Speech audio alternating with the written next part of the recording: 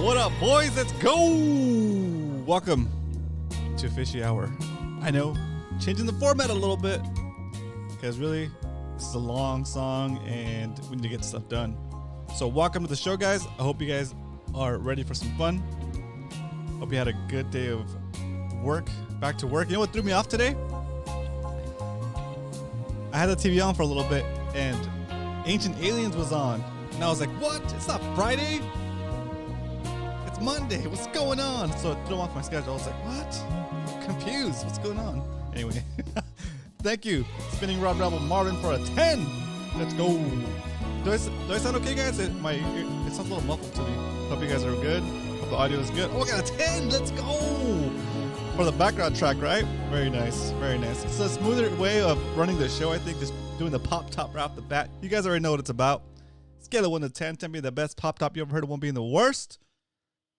That's how we used to start the show before, guys. We used to pop top and say what's up during the intro song. So let's bring it back.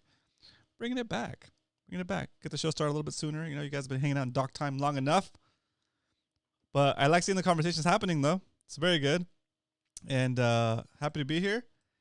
Let's do some shout outs real quick.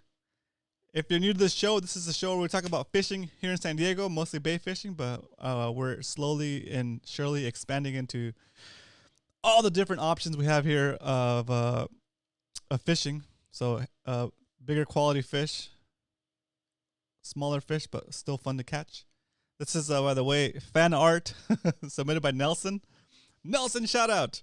I've had this for a while. I just was rotating the art back here. Todd over here at tbmetalart.com. Thank you for the beautiful yellowtail. And Nelson, let me tell you a story about this painting.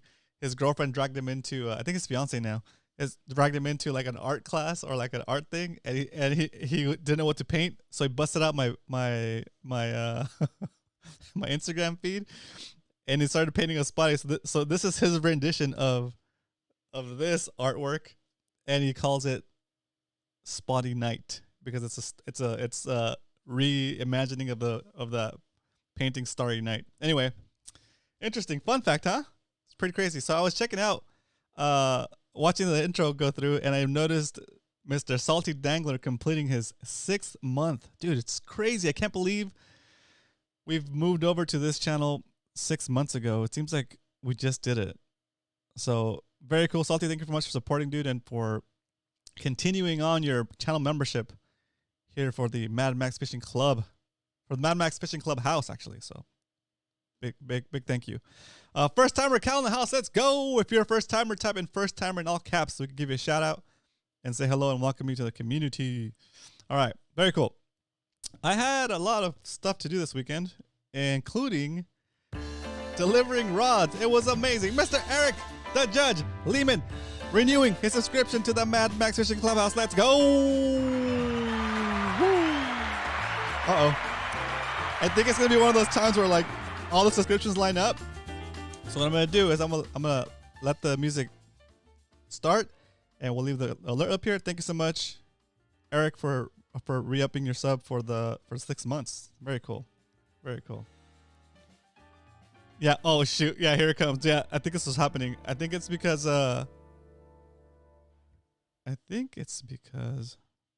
everybody. Yeah, here we go. All right, Izzy, thank you so much for renewing your subscription. How are the eggs, dude? I'm about to talk about it. It's so good. New rod and need a new reel. Oh no! Oh no! Cal's gonna get in trouble again. Okay. Shout out to Izzy. Thank you so much for renewing your subscription. Eric and Cal for continuing to be members of the Mad Max Fishing Clubhouse. You do not have to be a member of the channel to be allowed to do all of the stuff we do as a club. You're still more than welcome. That is free to entry.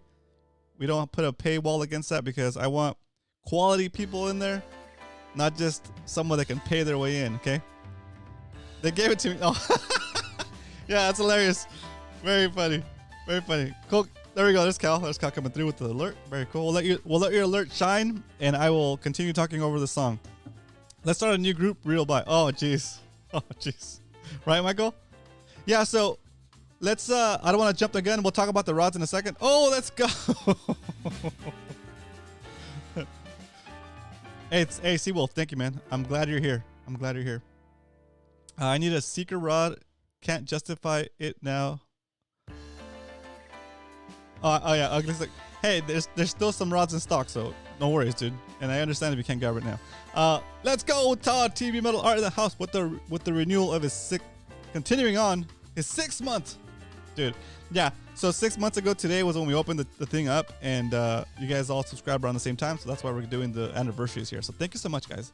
Very cool. Very cool. All right, so what I have for you guys tonight.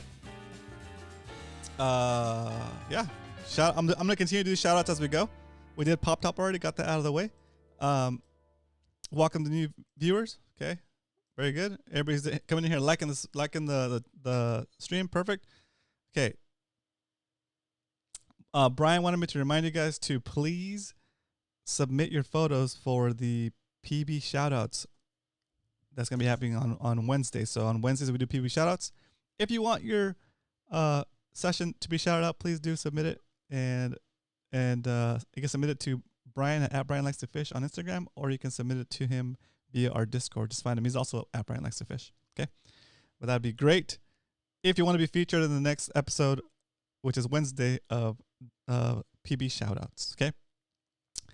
That said, let's do a huge thank you first of all to Kevin, Mr. Kevin Nakata, for helping us spec out these rods for MMFC. All right. So first of all, I wanted to thank you, Kevin. Thanks so much for helping me with that. And second of all, and since we're talking about Kevin, is Eric's league, the World Tag Team Fishing League.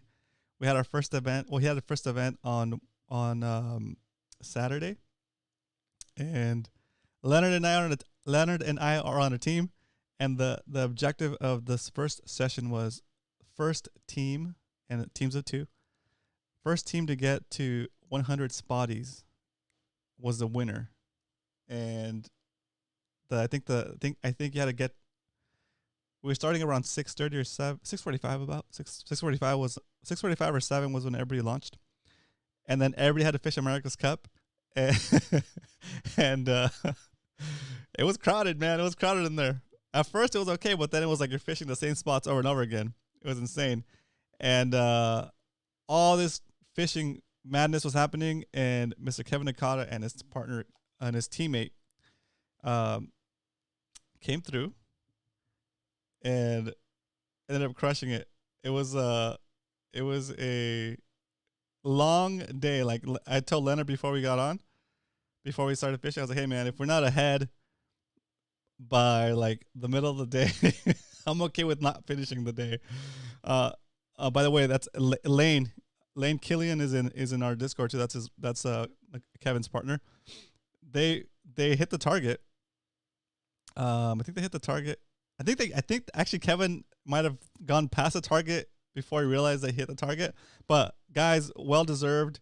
You guys were out there doing it, man. It was a great outing, and I'm super proud of you guys for like getting the task done and take my money. You earned it. Congratulations. Sorry you lost your phone, Kevin. But just a quick little picture of these guys from the night after the night was over. There they are. Slayers. Very nice. Congratulations, boys. They got to don the first ever what's it called? WTF championship belt, tag team championship belts. So very cool. That's so crazy, dude. Yeah, man. I'm like my back was done. My back was done after like by like 11. I was like, oh, I don't do this enough anymore. So that tells me that I gotta get out there and fish more and do those long streams like I used to do at night and stuff. But it's starting to warm up, so I'll be out there doing that again. But yeah, guys, congratulations, and I have a big smile on my face because for me it was a fun outing, because I was like, it sucked that it was in such a small space, but it was great because I passed by all of you at least once or twice, so I had conversations with everybody that was doing the tournament. That was fun. So for me, that's one of the parts I enjoy about fishing, especially now, is like just being able to talk and catch up with you guys like on the water. So It's very fun. But yeah, very cool outing, very cool session. It was fun, and congratulations, guys. That was freaking. That was rough, man. That was rough, especially when the wind picks up. Oh, but cool. Overall, it was a great experience. I think it was cool. Let's see, Robin ready in 30 minutes. Perfect. Thanks, Coach. Perfect. Thank you so much. We'll have Coach on a little bit later, guys, for the San Diego fishing report.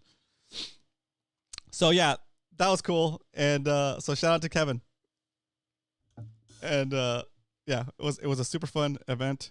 And if you guys aren't in it, some of the events, what are they called? Anyway, if you're interested, go talk to Eric the Judge Lehman. He'll tell you where to go. He's probably in chat. And congratulations again, Lane and Kevin, on that victory. Woo! Tag team champions of the world. Let's go. Okay. Very cool. Okay, so now let's talk about these rods, guys. We're down to 7 rods. 7 rods. We had a special order of 20. And I started putting it out on social media. I'm probably going to do an email blast about it soon. And so I'm not in a hurry to sell them. Just know that they're available now. And when you buy them, I'll probably meet up with you that day or the next day to hand it off to you. I just I haven't been stock, basically. I haven't been inventory. So I'm going to show you really quick what they look like, how they came out. Because it's like, I mean, I posted pictures up, but here's what they look like real quick. So I got 2 over here next to me, so that way I can do the front and the back. So here we go. So this is the rod tip, right? Anyway, so we use we just put green accents on the guides, so that, there you go. These are Fuji guides. We put green accents so pretty much the whole rod is blacked out, and we put green accents to match the logo. Let's see if I can bring this logo up here without smacking the wall. There we go. The full specs on these rods are actually on the website. You can type in !rod and you'll see the full details.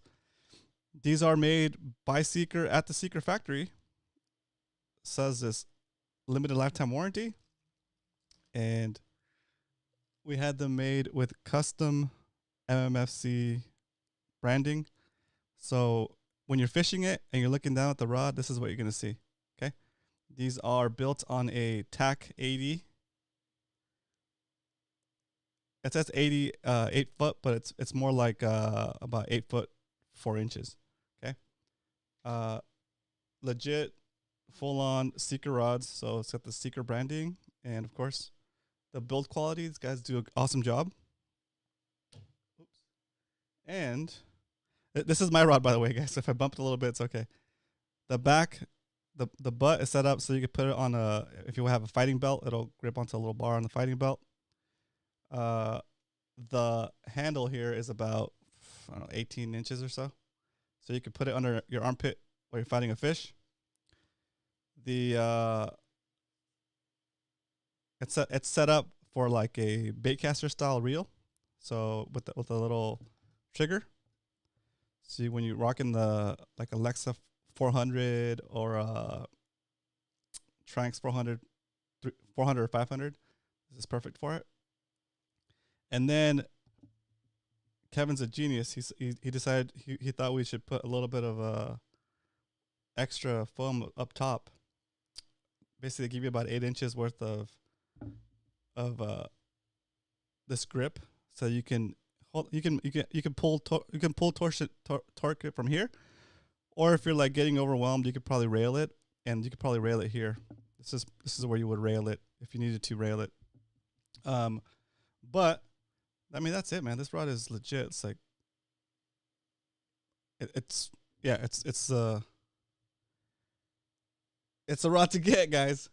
Anyway, so I just wanted to show you guys the rod. Yeah, it's an 8-inch foregrip.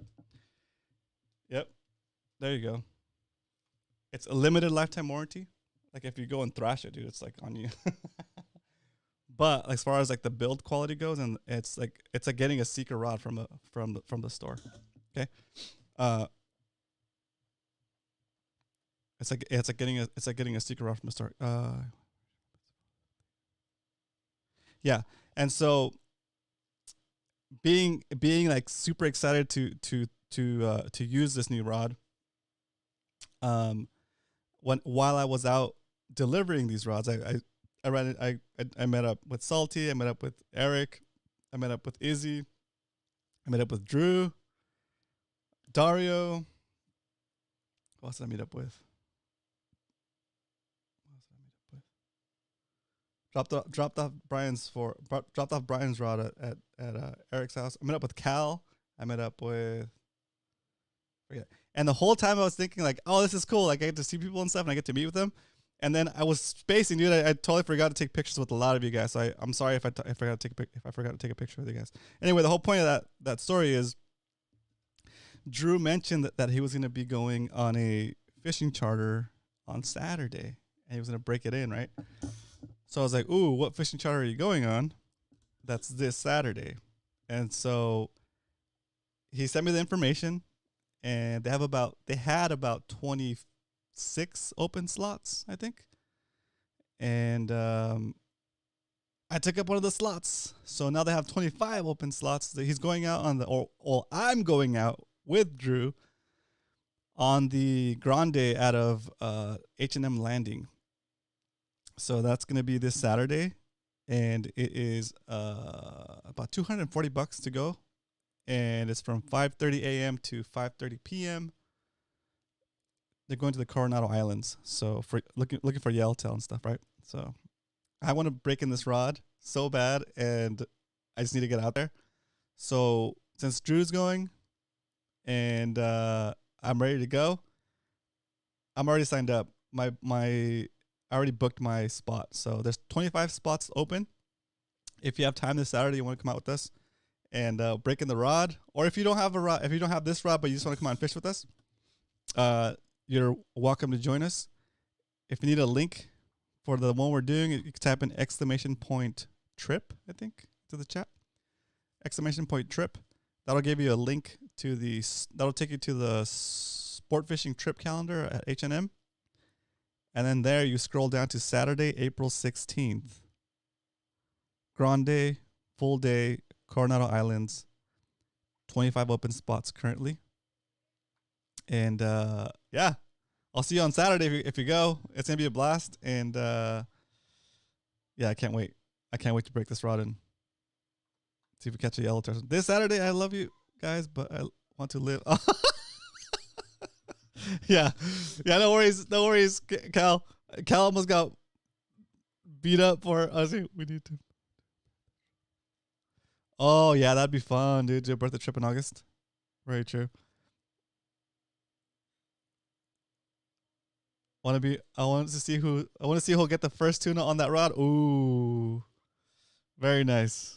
Yeah, exactly.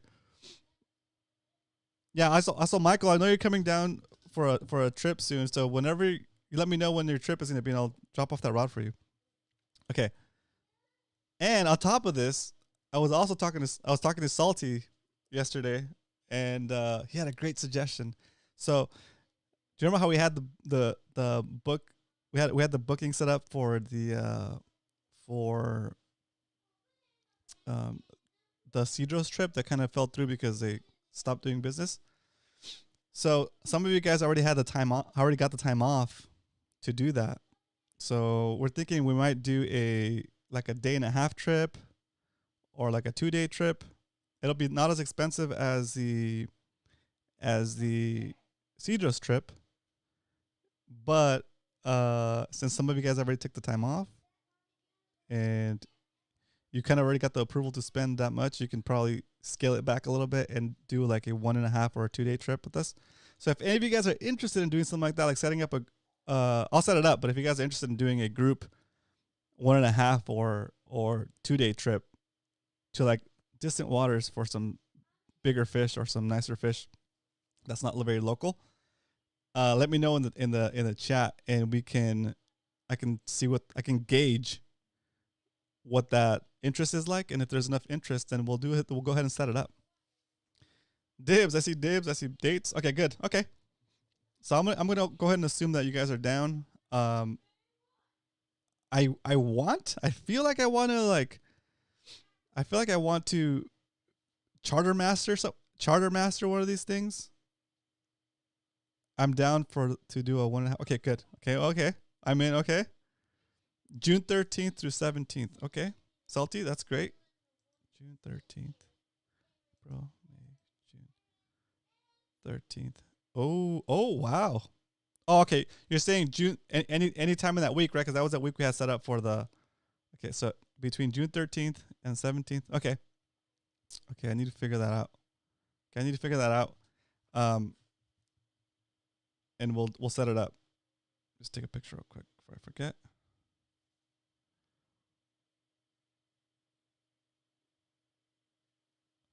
Just needs a date so I can request days off. Midweek is usually cheapest. Oh, okay. So it sounds like a midweek thing. Okay, I'm down with that. I need to burn off PTO anyways. Almost okay. All right, let's do that. So June 13th through 17th, that would be like what I'm gonna look at to see what's available, and then do like a sponsored trip of your merch. Interesting. How does that work? Okay. Yeah, I'm not very good. I'm kind of new at the whole charter master thing, guys. So I'll figure that out, and then I'll try to get us the best deal. And yeah, probably it should be good. 1.5. Yeah, 1.5. Okay, cool, perfect. All right, yeah, so good. I wanted to kind of run that by you guys and see what you guys thought. I don't think I've had a drink yet, dude. Cheers. I just cracked it up and didn't even drink it.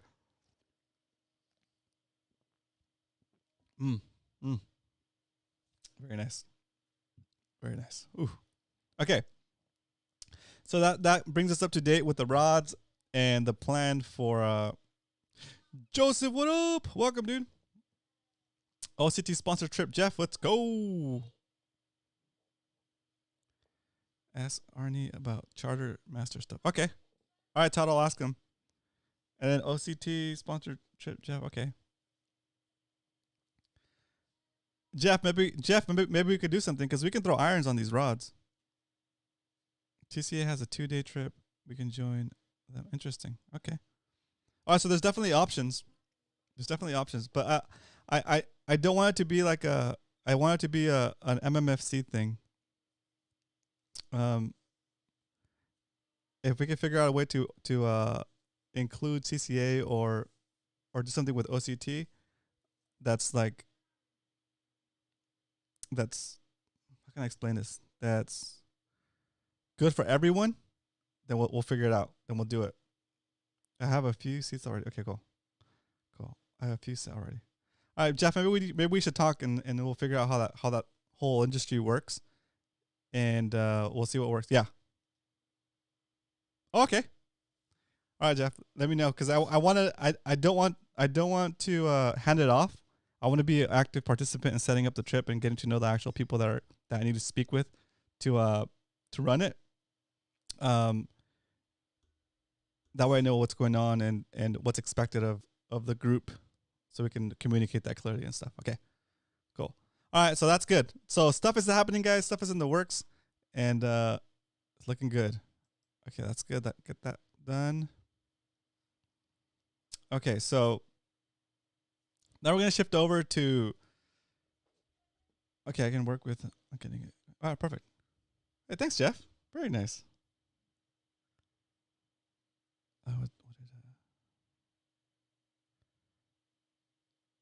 that? OCT sponsor with Jeff. That'd be good. That'd be cool. Okay.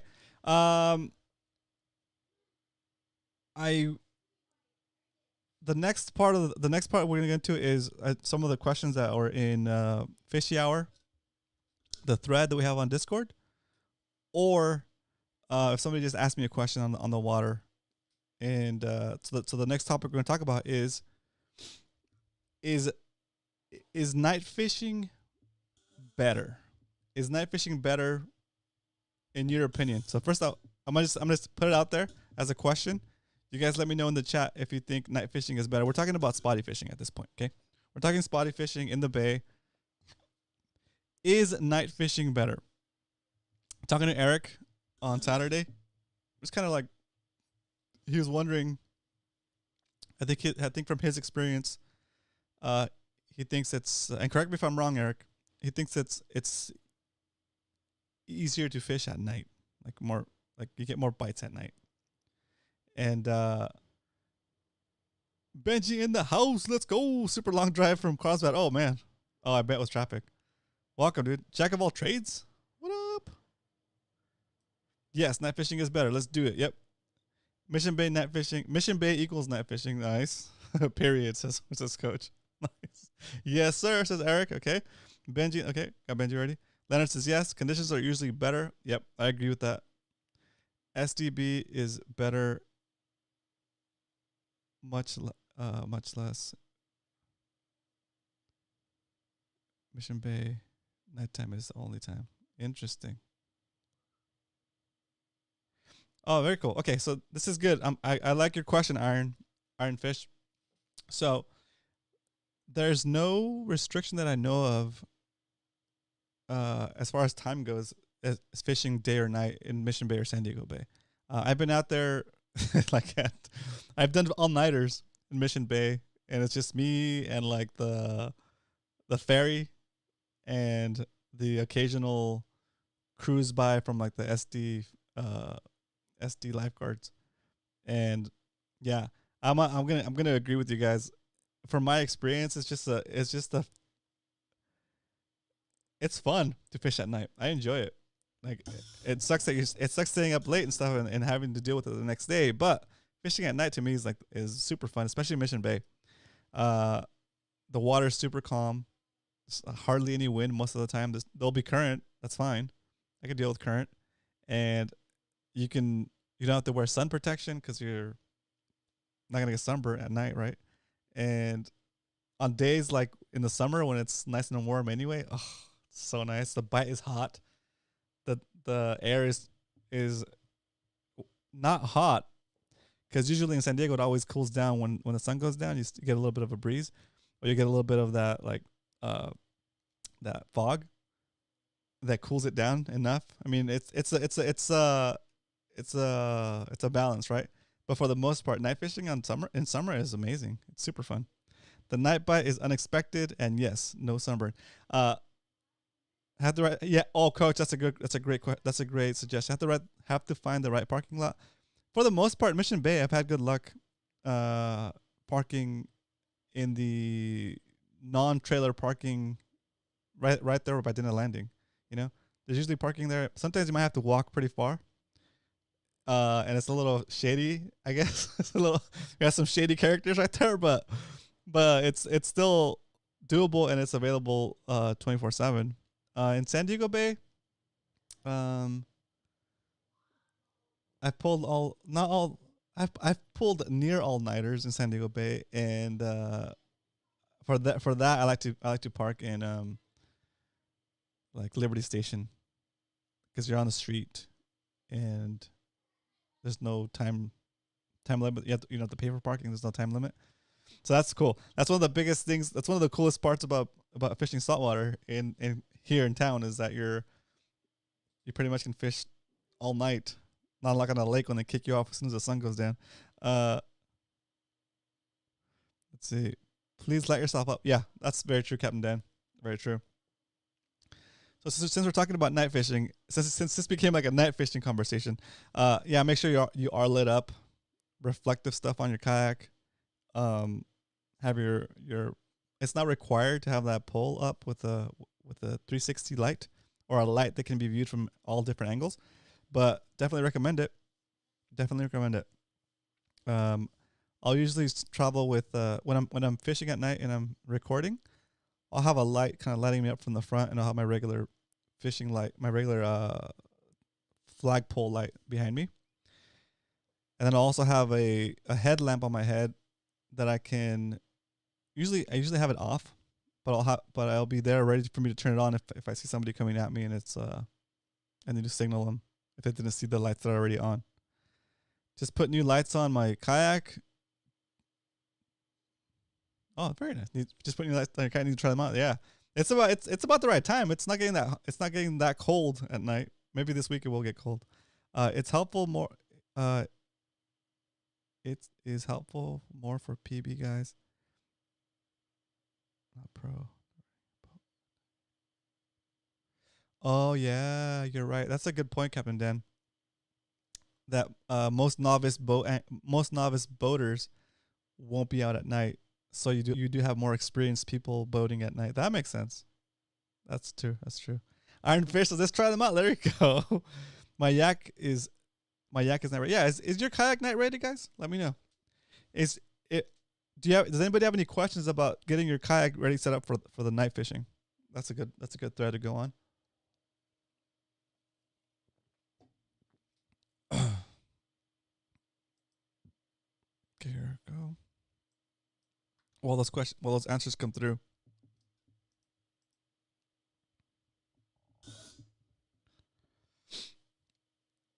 Mine's ready. Yes, it is. Okay, very good. Let's get a night session. Does this make sense to have more rods than reels?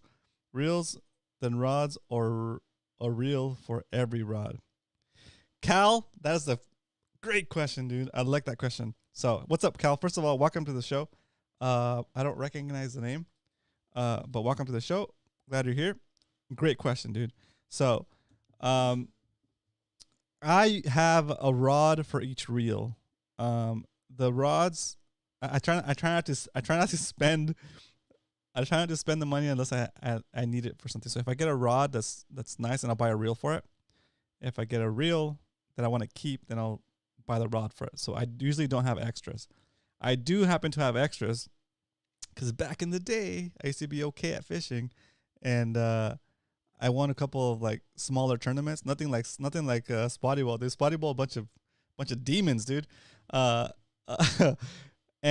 some of the prizes included rods. So I have some rods that I don't have reels for, but I didn't buy them. If that makes sense. And sometimes when one of my main rods fails or I need to get it repaired, then I'll grab a rod that I don't normally use just because I have it to kind of keep me fishing while the one's getting fixed. Right. So I'm not sure if that's a good answer to your question. Usually you end up with more rods than reels, or more reels than rods, because something broke. Or yeah, like I have a reel graveyard. I have a reel graveyard where like I take basically the reel that got seized up, or the reel that got messed up enough that's not usable.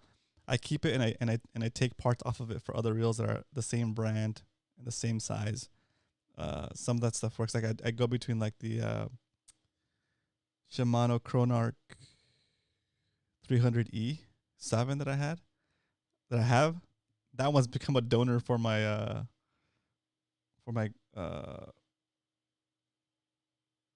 forget what it's called. For my other 300 reel, the one I use for crankbaits. Anyway, and so I have reels that I don't even use. I have reels that just I don't want to just throw them away. There's still parts in them that I might end up using down the road. Okay, so what's going on? MOH, more is better. Can't have enough reels and rods, this Cal. There you go. It's so funny. It's so funny. Eric, it's because you're too strong. Oh yeah. Eric Eric definitely has more reels than rods. You know what you should do, Eric? You should just buy a bunch of tips. You buy a bunch of tips and make all your rods like pitching rods, so you can fish docks hard. Don't worry about the flex. Savage yard, yeah.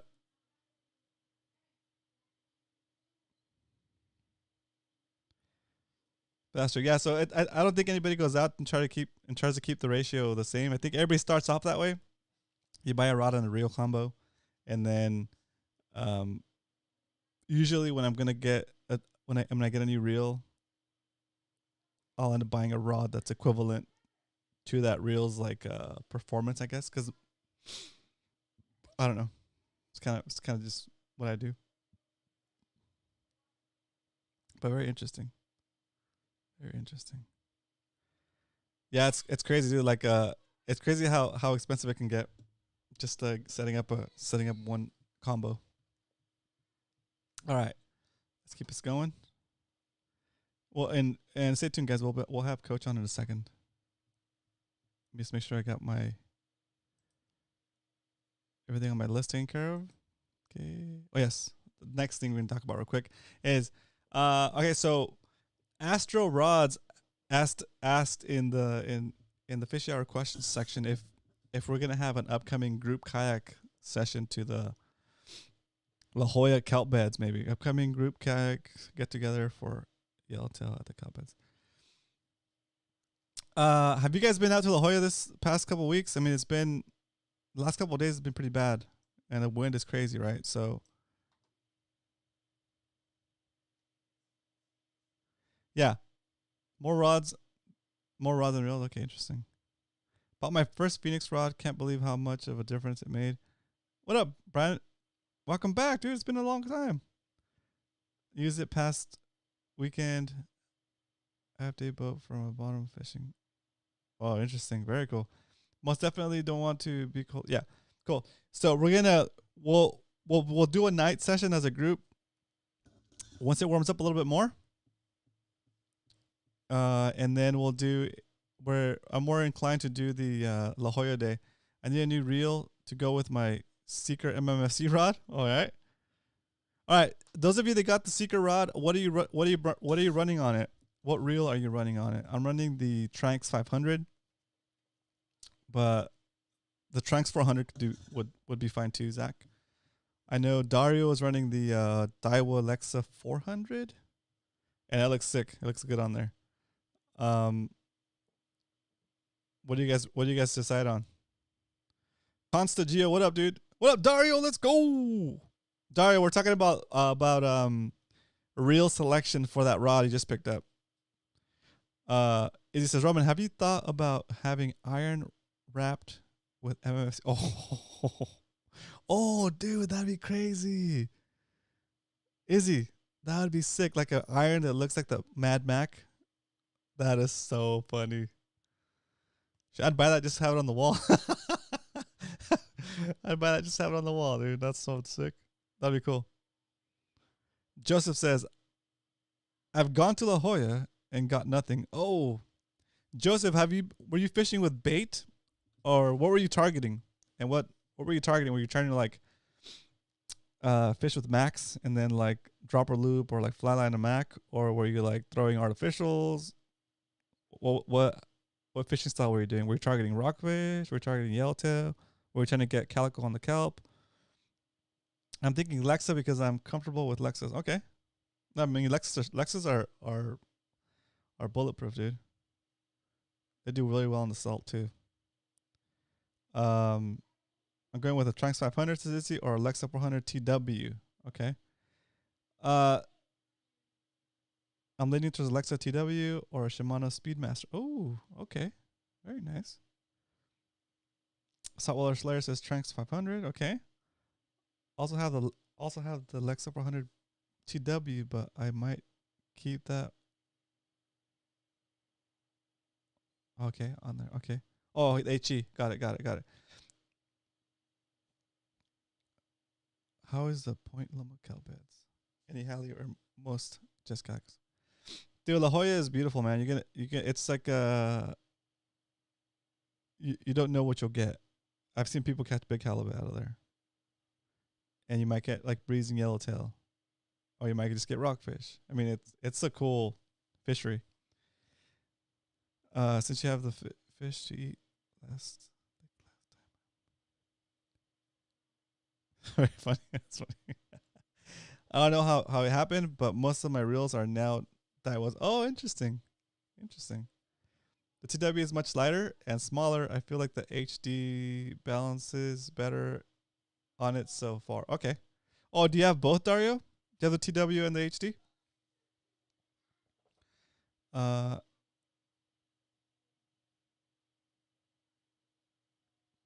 Yeah, iron. It's you gotta definitely be ready for the conditions. Like it might be calm in the morning, and it's just the wind picks up like around 11, so you gotta be ready for it. because that means that you could have launched in the small surf and then on the way back you're gonna get crushed. Instead of a low profile reel, is Italica a good choice for a surface iron rod? Marvin, it definitely is. I think for surface irons, Jeff would be a great resource to answer that too. Jack of all trades says 400 is better than the 500. The 500S size, you might as well go with the regular conventional. Interesting. Also for casting irons, good. If you go that way, Marvin, I would use okay. Good stuff there, coach. Salty says Saturday is looking pretty windy. Keep your eyes on it if you plan on fishing Saturday. Cool. All right, so I'm gonna start to get coach on here for the fishing report, guys.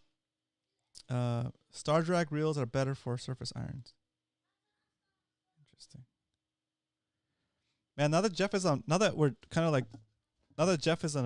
affiliate with us, I'm gonna have to pick his brain, man. Jeff, I'm gonna pick your brain and bring my camera, and we're gonna talk about all this stuff. I think it'll be good for us to get all this information out there. Okay. So hope that Leonard, let's go. Nice. Leonard renewing his subscription to the Mad Max Fishing Club for 6 months. Yeah, baby, let's go. All right, while this is playing, I'm gonna try to get coach on the line.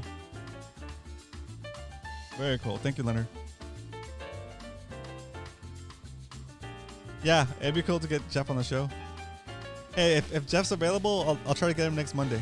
We'll interview Jeff on Monday. All right, how's that for you guys? Does that work? Let's see, Fishy, our guest. Here we go. I'm gonna call the coach, guys. See if it comes through. Beep bop boop.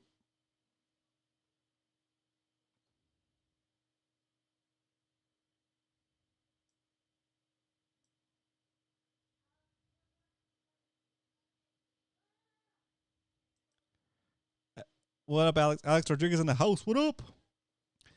Alex, I just had to raise the price on the shirts, dude. I'm sorry. If you guys got shirts yesterday, you guys paid $5 less. I had to raise the price up because I was losing about $3.50 on the shipping. Because even though I don't charge you guys shipping in the site, I have to pay for shipping still. So a shirt sale was costing me a negative $3. So the way I'm doing the shirts, guys, is I don't hold an inventory here. I pay for the shirts to get made as soon as you order them, and so they get made each time you order. That's what there's like a week or two delay between you ordering them and you getting them. Is because I don't want to hold inventory. I don't want to manage that.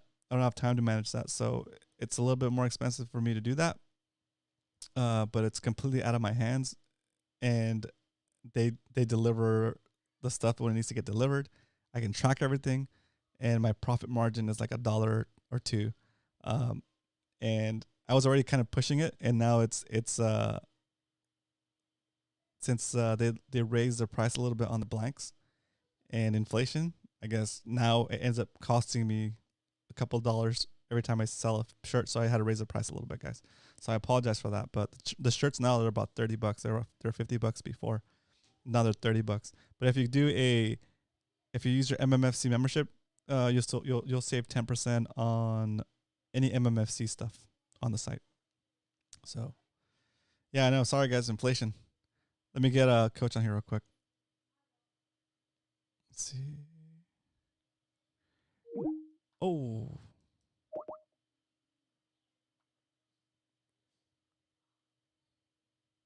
Oh yeah. Eric fell this Saturday. I forgot to mention that. It's hilarious. Did anybody have a video or a picture? You can just submit that to PB Shoutouts. Oh man. So funny. That's so funny.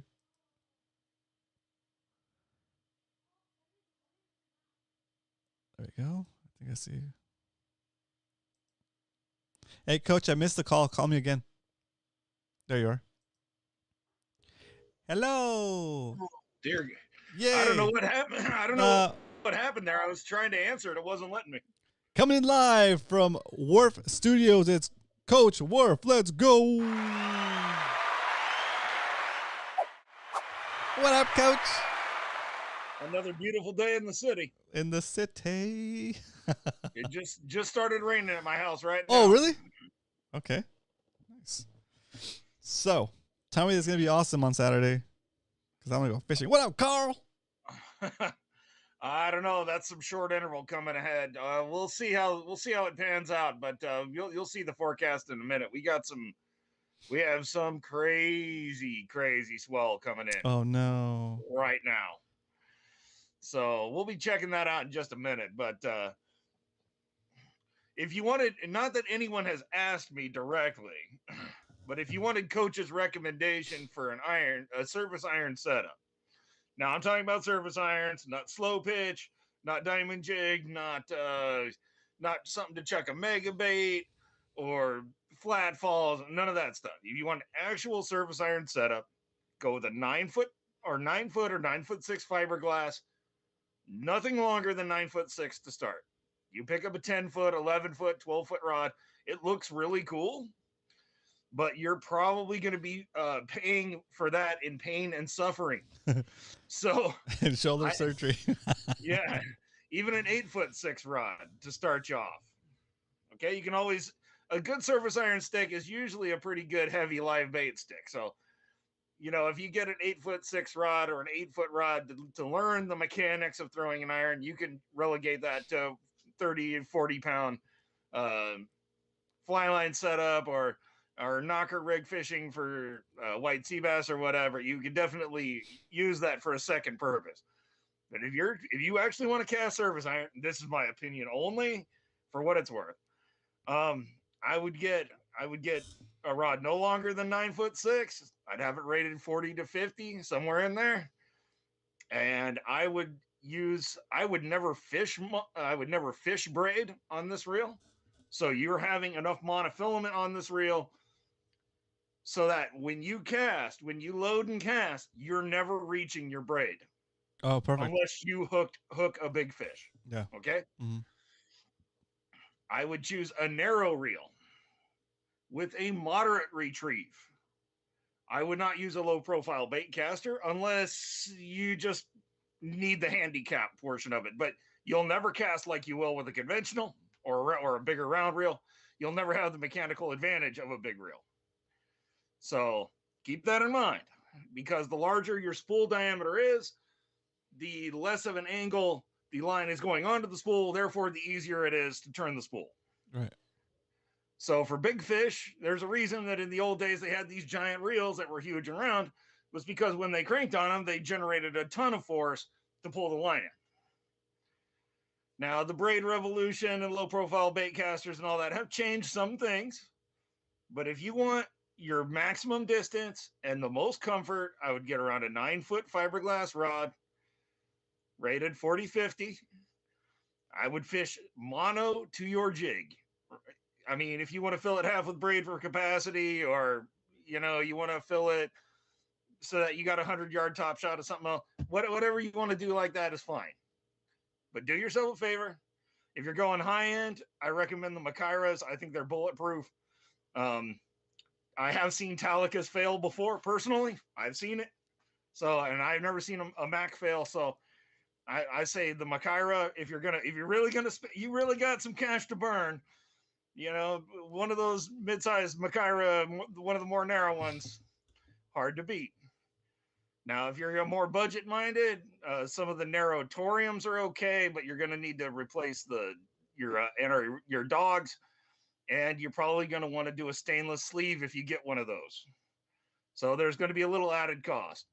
To me, some of the narrow fathoms for a fairly budget-friendly reel is pretty good.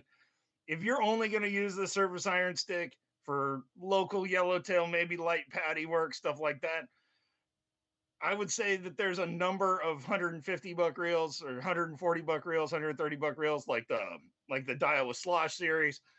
that'll work just fine for a budget one. If you're not going deep into Baja and trying to, jig up Wahoo or something. Yeah.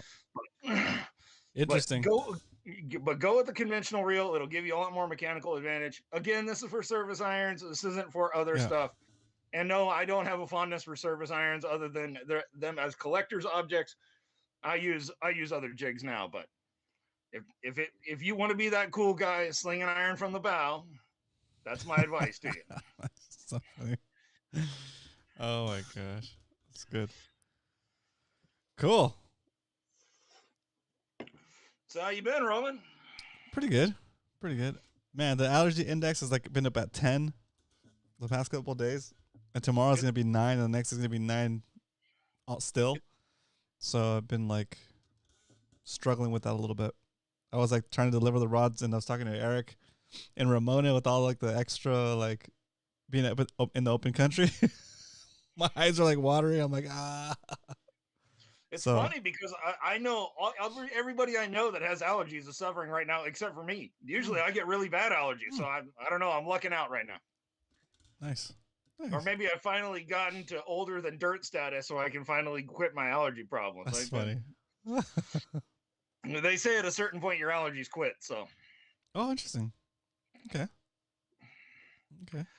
So you want to get into some conditions here, Roman?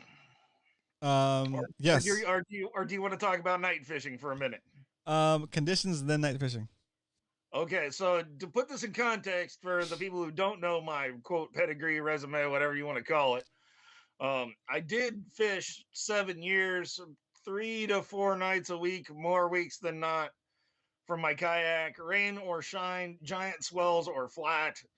And pretty much I fished from about 5:30 to about 11 at night, 4 days a week, with occasional overnights at the kelp beds on my kayak and expeditions to target other random stuff. But I went out there year after year after year, and I learned the area from the wrecks all the way down to AP's point and offshore probably to the 100 fathom line or more. So that was home sweet home for like almost 7 years of my life.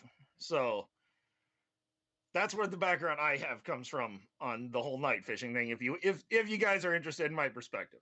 Very cool. But you say you want to do some conditions, huh, Roman? Yeah, let's get the conditions, and then we'll do a little bit of night fishing questions. If you guys have night fishing questions for Coach, save them for after the conditions report, and then we'll take it from there. Let's see. I see you ready. Bam. There we go. All right, we've got some high tides at or just after sundown, which is generally pretty good for what I do, the whole panfish and calico and sand bass thing. We got high tides in the evening. No crazy tide shifts here, but heading into the week, we have some 0 to slightly negative tides here in the mid-afternoon, and this may cause all kinds of havoc very soon.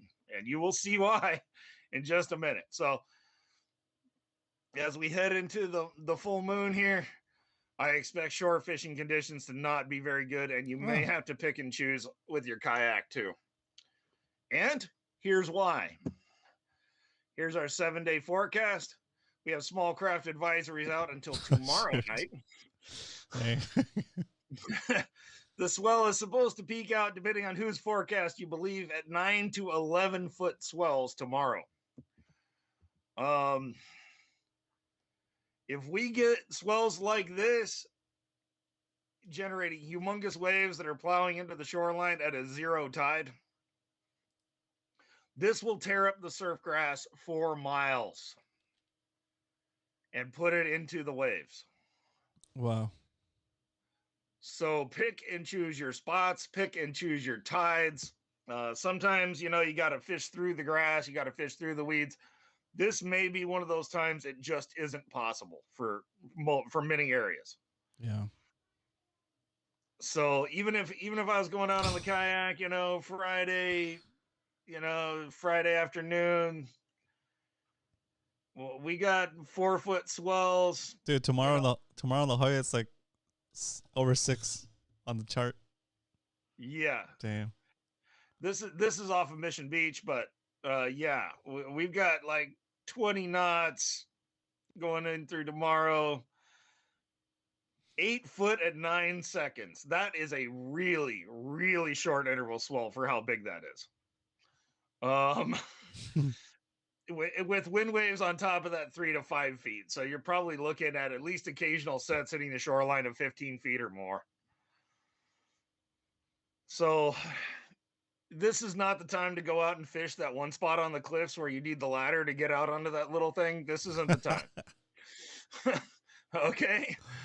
This isn't the time to be using a board to cross some narrow gully somewhere like you've seen on Fisherman's Life. This is not the time. Keep your safety in mind. Know your limits. Know the limits of your equipment. Know your limits of your kayak. Please. It would crush my heart if I heard that any of our brothers or sisters or kids or whatever had some accident because of something dumb. So please, I beg you, be very careful, at least for the next few days heading into the weekend. Please be careful.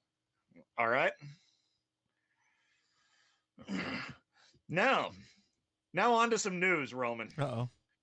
We haven't had a temp break that's looked like this in a while. Uh-oh. Okay. You couldn't make it up if you tried. Are you ready here? Yeah. Check this bad boy out. We've got 64 and 65 degree water out here. Interesting. In mid-April. That is insane. I mean, of course, it's not going to stay that way with the weather we have coming. Yeah, but that like those like that week or like where it was super hot. Yeah. Yep. Just a couple of really bright sunshiny days. That sunlight entering the water is warmed it up quick. Dude, look at how far that purple is, man. Jeez. Yeah, it straight up shattered that chunk of cold water that we were looking at last week coming in from the north. It was I mean, this SST is insane. Now, I imagine some of these really dark red areas were like wind concentrated areas, so I don't know how accurate that is. But I mean, just look at the overall picture here, and that's just crazy. I mean, if you have 64, 65, 66 degree water off Santa Monica in mid-April, wow. That's so crazy. It is absolutely insane. And that is generating our next piece of news. Uh-oh. So we're going to look at the sport fishing report. This is for today. Yesterday's numbers were even crazier. Okay. But you're seeing stuff like this: 19 anglers, 76 bluefin, and 30 yellowtail. Let's go. 32 anglers, 64 bluefin tuna. Wow. The premier managed a mako shark on yesterday's morning half day. Wow. Wait. On a half day, these guys are doing the premier on a half day trip with 10 guys managed a mako. No, I mean like the ones above it. Where's that? Like the 64 bluefin. Was that on a half day also? No. This wasn't on a half day, but the premier on a overnight trip. Got it. I see it. Yeah. Yeah, the premier on a half day bagged a mako. Nice. This is not your typical April, not by a long shot. And if this rock and roll pain train keeps going on like this, I don't know, Roman. That's awesome. This could be a very, very wild year. I don't know what to expect. This is awful early to see Patty Yellowtail cooperating in numbers. I mean, sometimes you'll get a few, or you'll know somebody who got on them in winter, or I mentioned a couple weeks ago that some buddies got into some at the 100 fathom marks. You know, they just checked out a patty and it was holding, and the fish were biting. But I mean, consistent bites on Patty Yellowtail in mid-April is pretty darn uncommon. That's awesome. It's crazy, dude.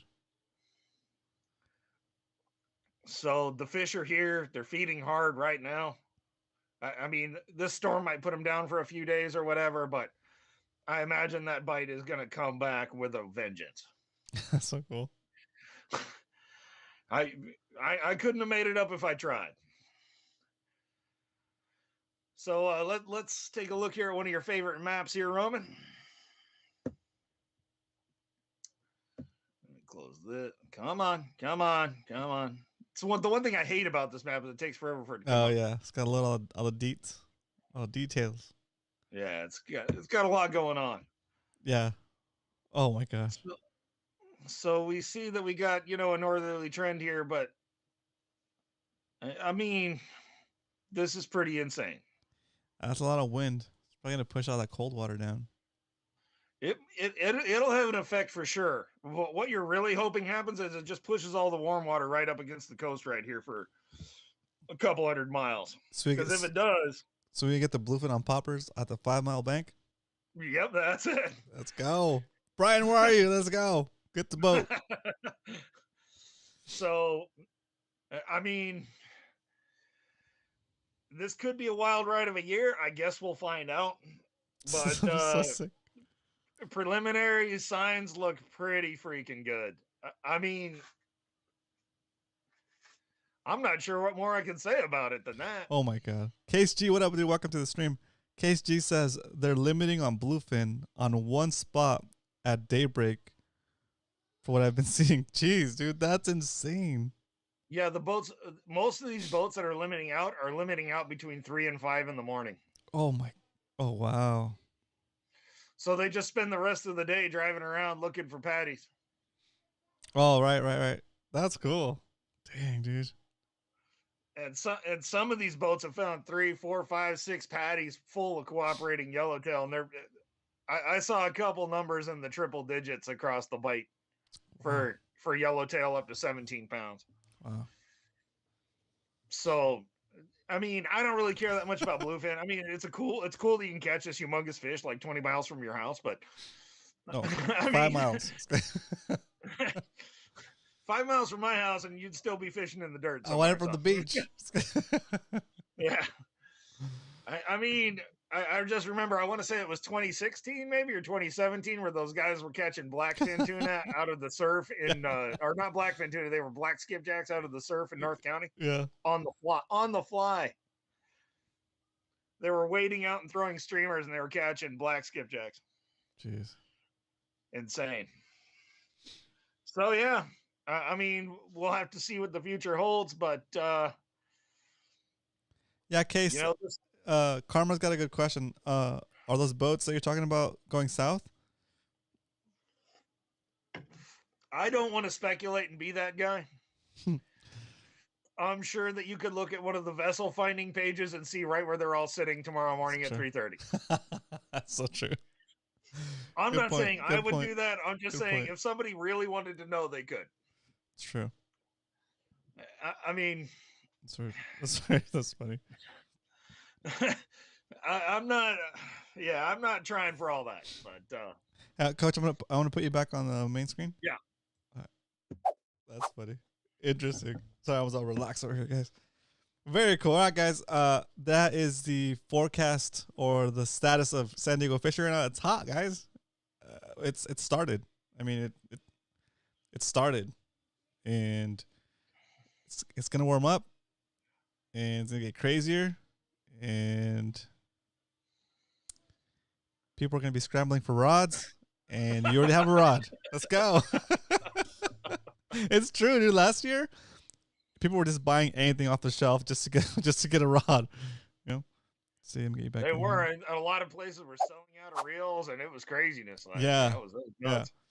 Even the guys at Seeker, like, dude, you ordered your stuff right on time, like that in the dead of winter, because right now people are trying to order rods from them. It's like they're so backed up again. You know. Very cool. Hey, Artie, yeah, that's fan art from one of the dudes that watch the show, Nelson. Cool. Okay, so any night fishing questions for Coach before we let him go, guys? What's the best place to buy irons online? ! OCT. That's where. ! OCT in the chat. You'll get a link. Go check out One Cool Tuna Jigs. And then we'll if Jeff's available, we'll have Jeff on next Monday, and he can tell us all about it. You can ask all your jig questions then too. Coach, so night fishing from shore with bait. From shore, Do it from or shore don't with bait? do it or don't do it. Yes. Fish at night, whether you're kayak fishing, whether you're fishing from shore, whatever it is you're doing, just get out there and do it, because the big fish come out at night. If you want big fish tend to feed at night, whether it's Lake Murray or whether it's Mission Bay, for the same set of factors. There's less predatory pressure. There's less, I mean, just their freedom of movement's much greater.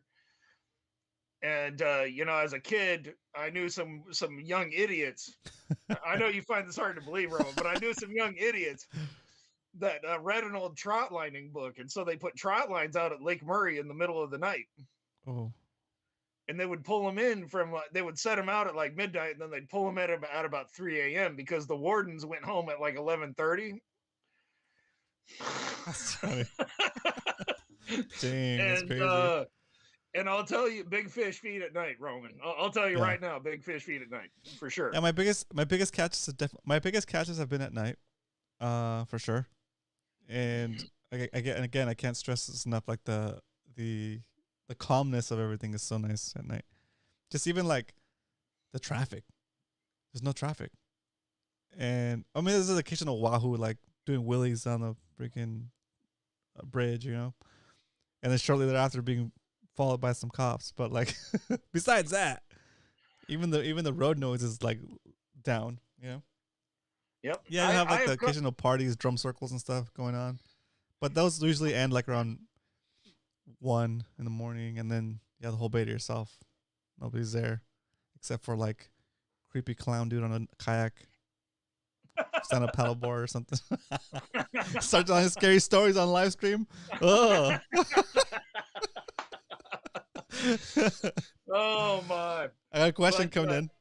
It's from. I have caught many 10-pound calicos.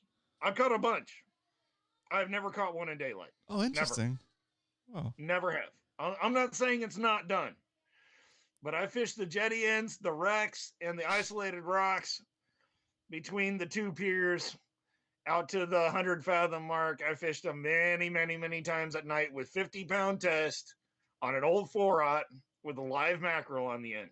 Very nice. And I have caught a lot of 10-pound plus calicos. If my Facebook was still up, I'd direct you guys over there so you can take a look at some of the ones I really got some hate mail for. We have some great questions coming in, dude. So Arnie wants to know if I'm going to pull an all-nighter again this year. And yes, I will. I'm going to pull an all-nighter. It's going to be live streamed. It's going to be awesome. I'm just waiting. This is a little adapter that I had on my old phone that would make it wide angle, so you catch more of the scene, I guess, right? From my streaming phone. And now this doesn't fit my streaming phone, so I'm waiting for a different adapter that can go on the front camera so I can stream from the kayak again.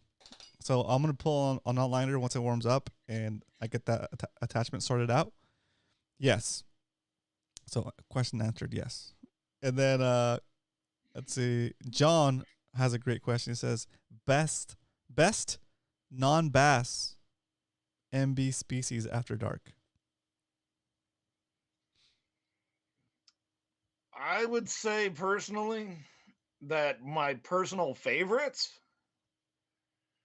were when I caught big sharks in the channel after dark.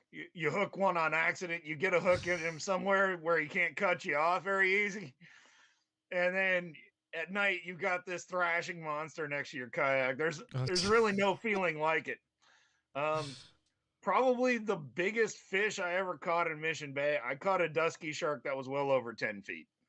Ooh, wow! In the Mission Bay channel. Dang, that's crazy, dude. It was an extremely warm water year. They're not here every year, and they don't show up. They show up for a very narrow period of time. They're what they call a coastal pelagic predator. And they only raid onto our shores in a usual year just a few days. But that year, there was a volume of them that had moved up from Baja because we had such heavy southerly currents. And a number of them were taken off the Southern California bite. But yeah, I caught one over 10 feet. It was truly it was a moment a lot like catching a great white, Oh, jeez. except it's a much rarer fish in our water Oh, than the great interesting. white. Much rarer. Wow. That's awesome. I didn't, okay. Because interacting with the great white is pretty rare, but I think I'm more likely like especially here, like close to shore, I'd say the most likely would be what, like of the bigger sharks, maybe like a 7 gill or something, or like a No, soup fin. hammerheads. Hammerhead? When the hammerheads come during summer, they're everywhere and they're ramming Interesting. people's kayaks and chasing people's Oh, hook fish. I caught one that was like 2 inches shorter than my kayak one year. So she was like 12'5" or dude. 12'4", and that was just west of North Jetty, probably 500-600 yards. A lot of power, dude. Oh, dude! At that point, you're not reeling the fish up; you're bringing your kayak closer Yeah. to it. At that point, That's funny. Hey, Captain Dan's got a question. It says, for Coach, best brand of hook and size for upcoming current bluefin fishing on bait. I need to replenish my supply. I have a very simple recommendation. I would recommend the Mustad 66 series. Those are very, very good. Ultra Point is very, very good. I've never seen an Ultra Point fail. Some of the Demons and the Mutu Circles are very, very good. But just for your average everyday guy that doesn't want to spend $150 on a hook, and he doesn't want to buy a Yomoro or one of the high-end Japanese hooks or one of the French VMCs, the French VMCs are likewise excellent hooks.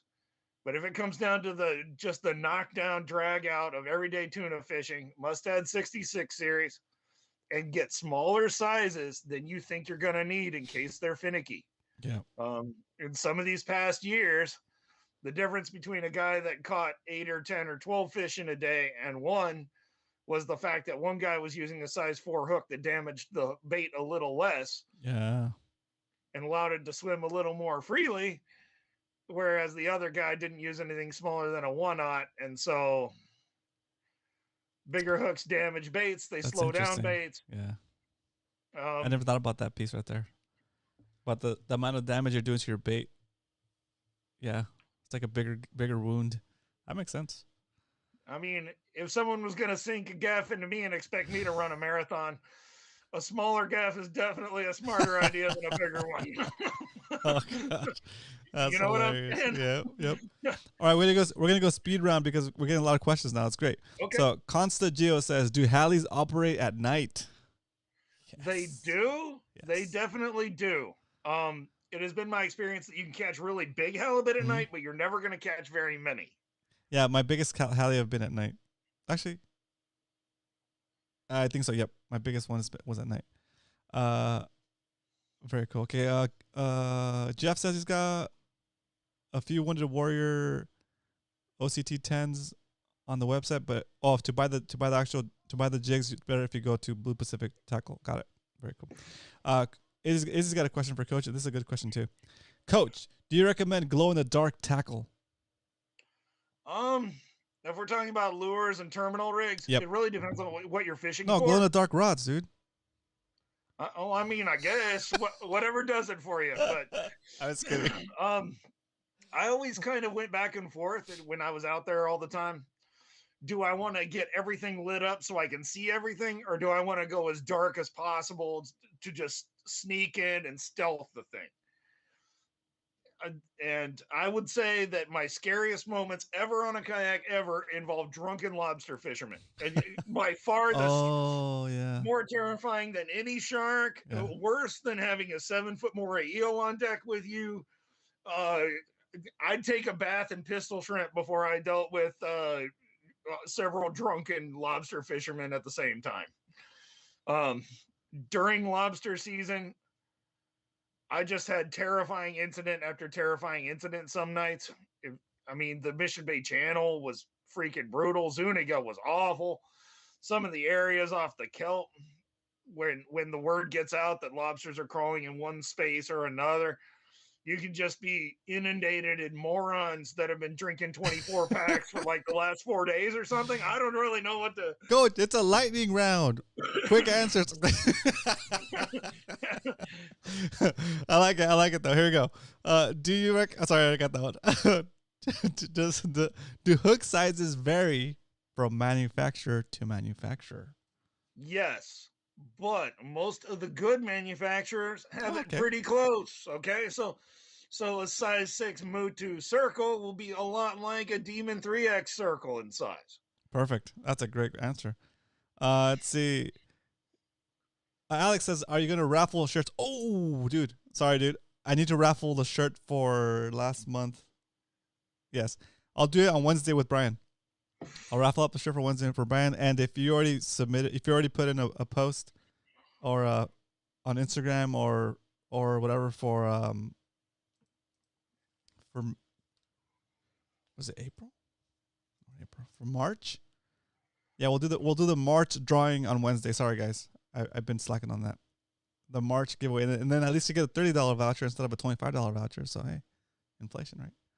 All right. Let's see. All right. When you pull an all-nighter, is the community invited? Of course. You can do what's called stream snipe me. Now, I'll let you guys know when I'm gonna do it, and if you guys want to chill, like usually Leonard comes out with me sometimes, or wants to join, and you don't have to stay the whole time. If you're like, you can start watching the stream and then like join up a little bit down later, or if you want to come down later and bring burritos, that's fine too. I'm okay with that. But yeah, you're definitely welcome to hang out while we're doing the fishing session, and for as long as you want. Let's see. Great questions too. I like it. Karma says, "I love Gamakatsu with rings." Oh yeah, rings or no rings, Coach? Rings can be real good for bait movement, but keep in mind too, especially when you're using smaller size hooks, a ring will add more weight.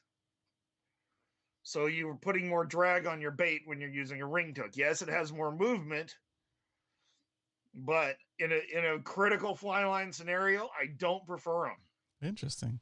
Because that weight, if you butt hook a sardine, which you should do if you're out tuna fishing, learn to butt hook a sardine, you wing tanks. So especially if you butt hook a sardine, that extra weight can point that bait down instead of having it go out and away. Oh, yeah. So a ringed hook is a double-edged sword. Yeah, the bait will have more action, but it might not be where you need it to be. So always take that into account. Very cool. All right, that's good. Making sure I don't miss any questions. Oh, this is a good one. I think the answer is going to be yes. Let's see. Do you recommend replacing stock hooks on Colt snipers or other jigs? It totally depends on the jig. Like, for example, with a Lucky Craft, I say replace your stock. If you're using an Ahi assault jig, that thing's already got something on there tougher than anything you're going to find.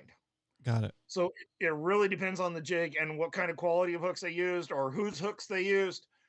I don't prefer Gamakatsus just because they have a tendency to break at the worst possible moment, in my experience. I would never recommend Gamakatsu EWGs to anybody unless you want them in a raffle or something, or you were sponsored. They just I guess we're not gonna get that sponsorship, Coach. Thanks. Well, I'm just saying they tend to be over tempered, which is really nice when you're setting a hook until they break. Oh, got it. So they don't have that much give, but they'll break instead of bend. Yep. Interesting. Okay, cool. Good questions, guys. Oh, and also welcome Aaron. I guess Aaron's new to the stream. It looks like. Thanks for subscribing, dude. Welcome. Welcome to the stream. Thanks for welcoming him, guys. Good job. Wunko Tuna. Jeff says yes. Replace on the Colt. 1/0 4X owner trouble is what he recommends. Iron Fish has a question. What brand braid is the best? Chum? Oh, what brand of bread is the best chum? Not what brand of braid. Like what? What brand of bread is the best chum? Let's go. The best brand is Wonder Bread hot dog buns. Okay, Oh, you what? can't beat a Wonder Bread hot dog bun. I don't care what you're throwing in the water. The Wonder Bread hot dog bun has my vote 100%. That is hilarious. That's funny. Bimbo, nice. That's funny. Cool, guys. All right, so we're gonna close out the questions for the day, guys. Thanks for submitting your questions for Coach today and making it more exciting. Coach, thank you for humoring us and answering all those questions. Now it's time for Coach's Wisdom of the Week. So not to put you on the spot, but there you are. I think about these things a little bit beforehand, Roman. So I like it. I like it. Anytime. Okay. With the conditions we're facing this week, it's up to us as anglers to be responsible for ourselves and our safety. So if you're thinking of heading out to the cliffs, you might not do it when the waves are 14 feet tall. Might be the last thing that ever happens to you. This might be the time to perfect your bay game, or go fish bat rays, or there's tons and tons of different targets. We got some big pelagic rays coming into the bays right now, well into approaching triple digit status. So if you're like, well, I want to go do this, and I want to go fish soup fin sharks or whatever. Hey, your Mission Bay's got some pelagic rays wandering around. Give those a try. Those will pull nice and hard for a long time.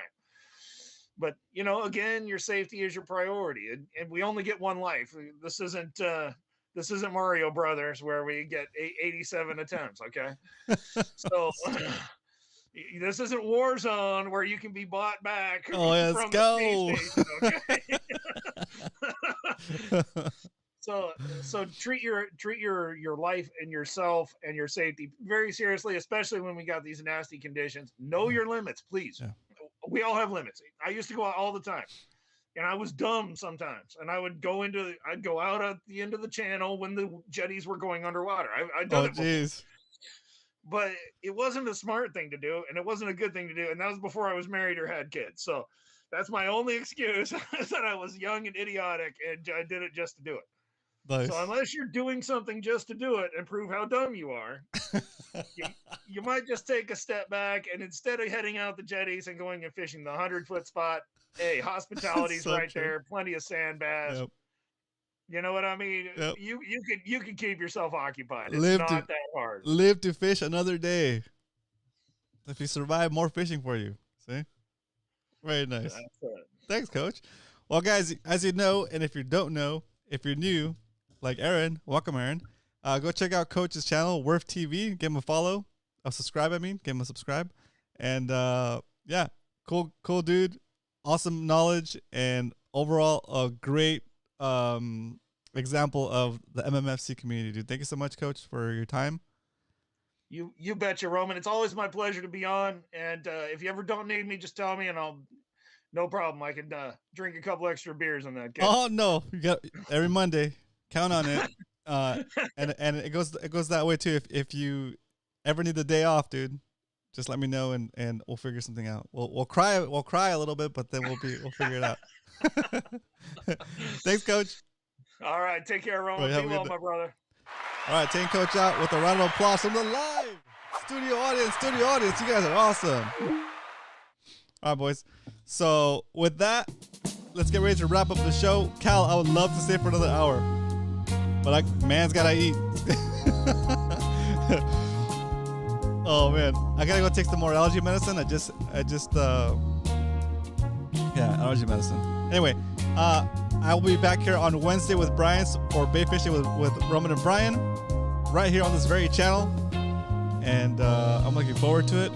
I'll see you guys then. If you're new to the channel and you're wondering why these guys have green names and a little shield next to them, it's because they're channel members.